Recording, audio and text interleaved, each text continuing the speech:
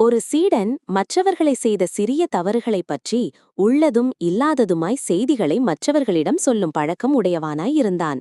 அதைக் கண்ட குரு அவனை கண்டித்தார். அவன் மன்னிப்பு கூறினான்.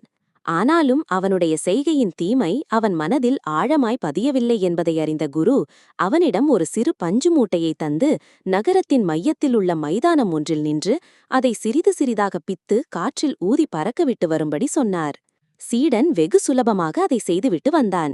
குரு சொன்னார், சரி, இப்போது போய் அதை எல்லாம் ஒன்று விடாமல் சேகரித்துக் கொண்டு வா. சீடன் திகைத்தான். இதென்ன ஆகிரசையா?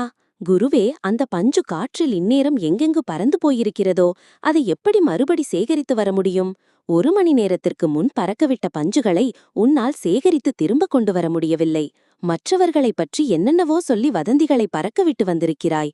அவை யார் யார் வாயில் எப்படியெல்லாம் மீண்டும் தெரிந்து என்னென்ன விளைவுகளை ஏற்படுத்தியிருக்கின்றனவோ நீ மன்னிப்பு கேட்பதன் மூலம் அவற்றை திரும்பப் பெற முடியும் என்று நினைக்கிறாயா?